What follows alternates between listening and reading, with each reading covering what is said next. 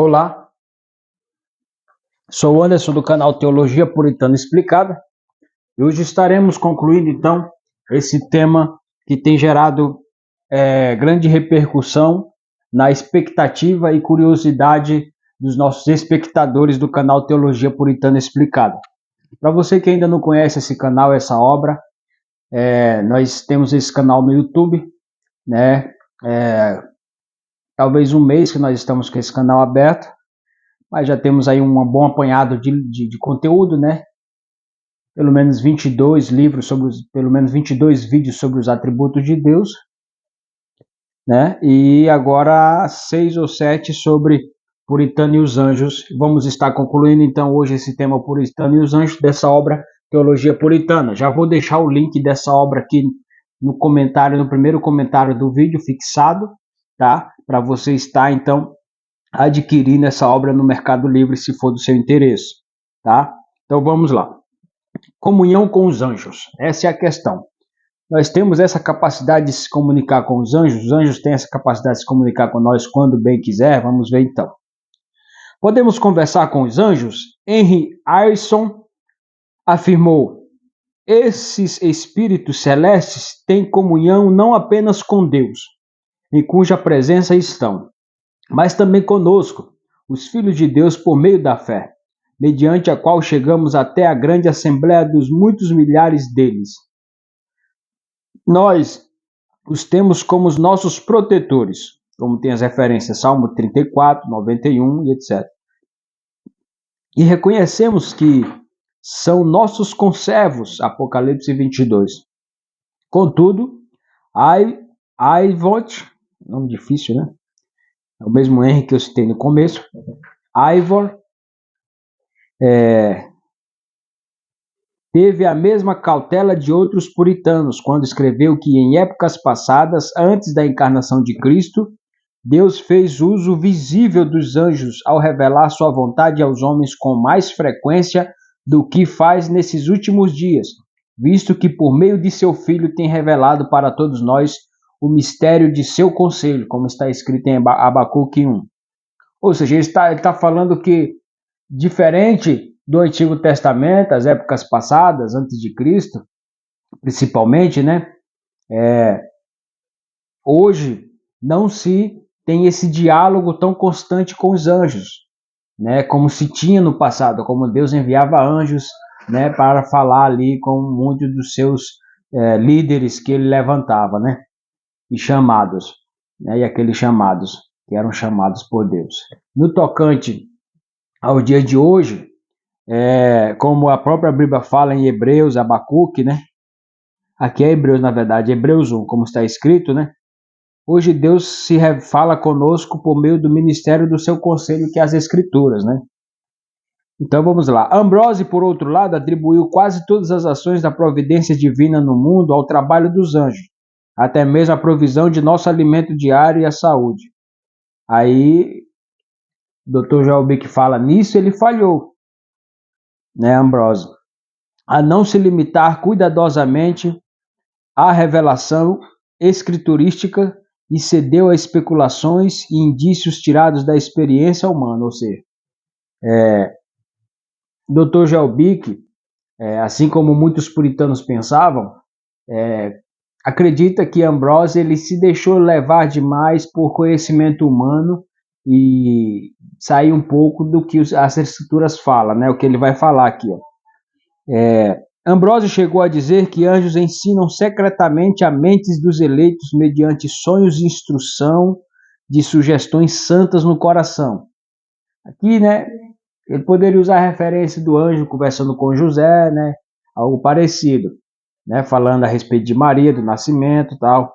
Mas, assim, isso já é Novo Testamento, né, por isso que ele acredita que no Novo Testamento já não se fala assim necessariamente de forma direta, de forma ordinária, né? Pode acontecer de forma extraordinária. Vamos lá. Mediante sonhos, introduções e sugestões santas no coração, de maneira que agem como cisternas e canais, pelos quais o Espírito Santo atua para regenerar e dirigir os seus. Christopher Love também escreveu que os anjos sugerem pensamentos santos nos corações do povo de Deus, sendo instrumento nas mãos do Espírito. De modo parecido, James Husserl escreveu que as coisas boas da alma dadas por Deus a seus santos por meio do ministério dos anjos inclui dar aos santos conhecimento de coisas que ele havia feito e instigar boas mudanças em seu coração. Cotton Mather registrou em seu diário mais de uma aparição de anjo. Também propôs que anjos prestativos poderiam sugerir curas médicas à mente humana. A história que Ambrose e Mather contaram a respeito de experiências com anjos demonstra como alguns puritanos viviam no mundo do extraordinário, povoado por espíritos invisíveis. Às vezes, essa maneira de ver a vida levava a especulações e a criação de folclore. Ou seja,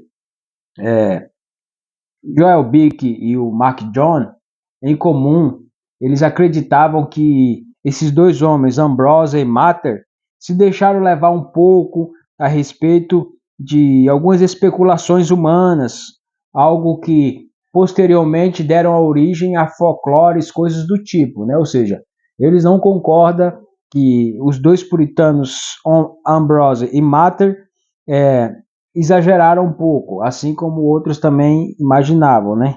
É o que ele vai desdobrar aqui. Às vezes, essa maneira de ver a vida levava a especulações e a criação de folclore. Na maior parte do tempo, os puritanos se regozijavam com o ministério dos anjos, mas silenciavam quando as escrituras paravam de falar, ou seja, eles só falavam até onde as escrituras falavam, entendeu? Na maior parte do tempo, ou seja, a maioria dos puritanos agiam assim, deixando envolto em mistério aquilo que estava lendo que fora revelado nas escrituras.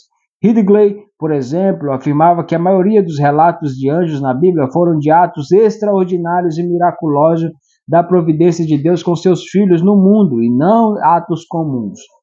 O que eu falei anteriormente, né? Atos extraordinários. Ou seja, algo que acontece, algo que está fora aparentemente da programação, que está fora aparentemente de um projeto inicial ali. Extraordinário. Vamos lá, não ordinário, certo?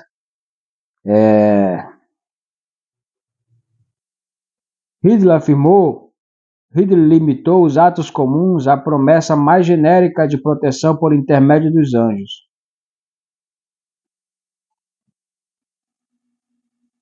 Alguns ingleses do século XVII continuaram sendo influenciados pela ideia católica medieval de que cada pessoa tem dois anjos, um bom e um mau, ambos tentando influenciá-la ao longo da vida.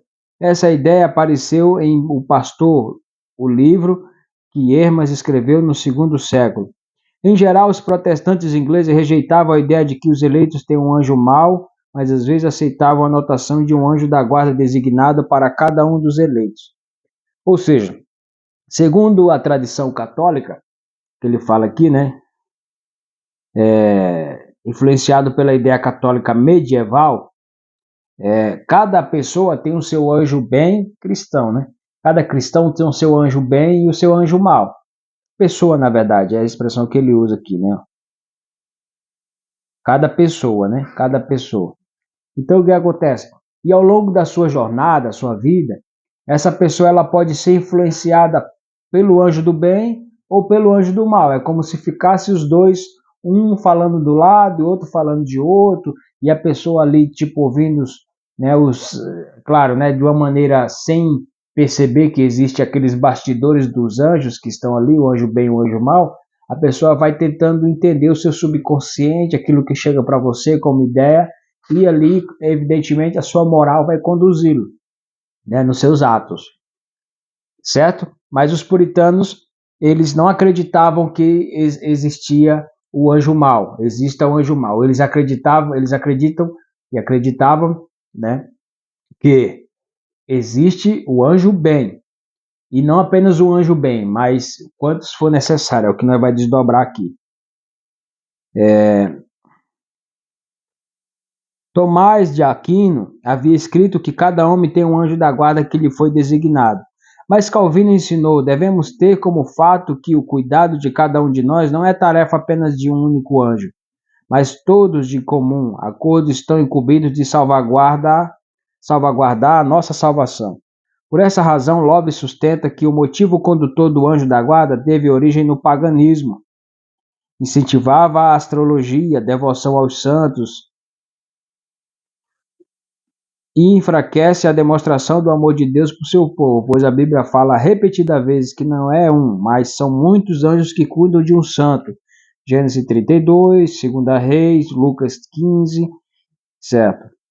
Então vocês entenderam, né? Ficou claro aí que, na verdade, essa ideia de um anjo bem e um anjo mau tem aí uma intenção, interesses por trás, né?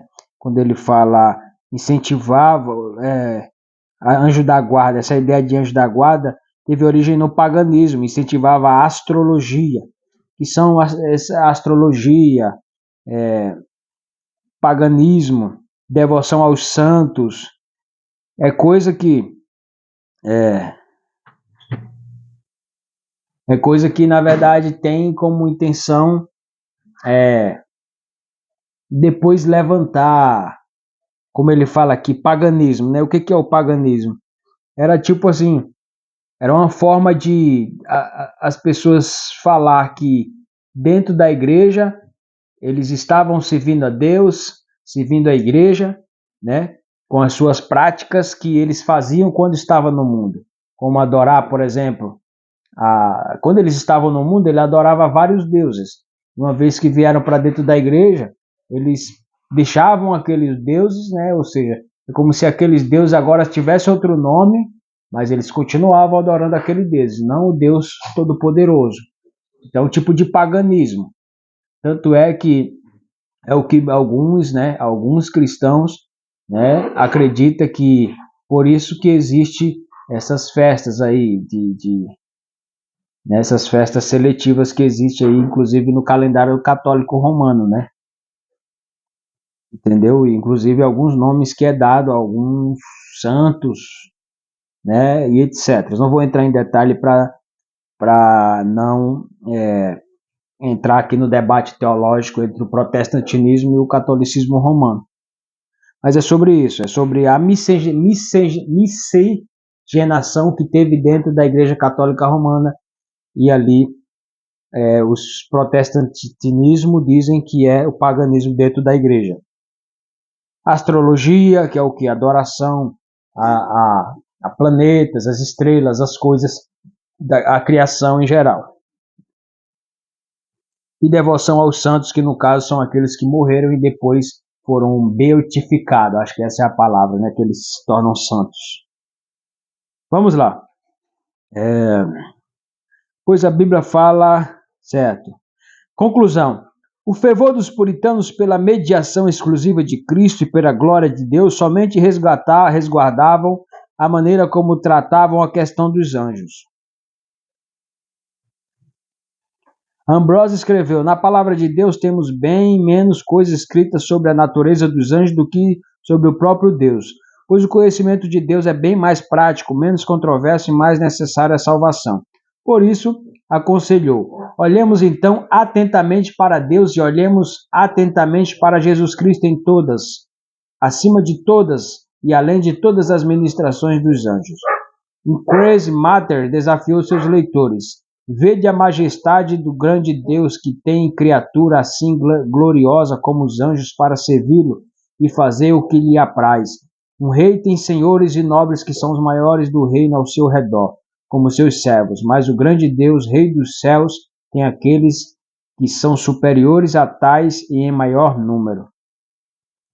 Então aqui ele fala sobre os anjos, a conclusão ele fala que as escrituras em si, ela fala muito mais sobre Deus do que sobre os anjos, porque o propósito é claro, o propósito é revelar a glória de Deus, como ele fala aqui, ó.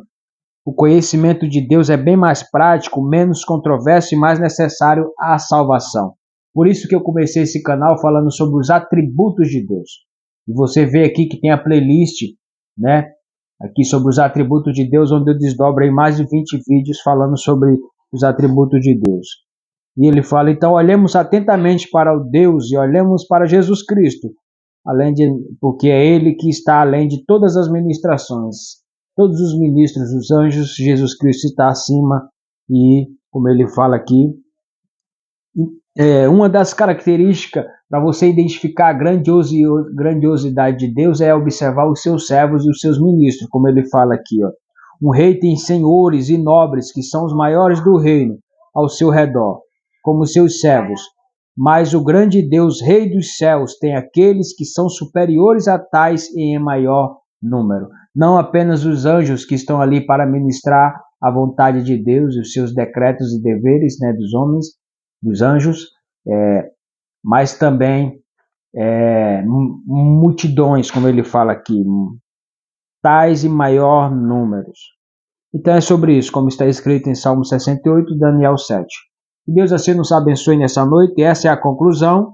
Se Deus nos permitir, próximo tema que estarei entrando é os puritanos e os demônios. É um tema bem controverso também, né? Mas vamos estar desdobrando com a graça de Deus, né?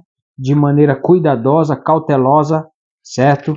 Com a graça de Deus, vamos estar assim expondo essa obra do Dr. Jalbic, falando sobre os demônios. Ok? Deixa seu like nesse vídeo, se inscreve no nosso canal para fortalecer o nosso trabalho. Isso aqui é Teologia Puritana Explicada.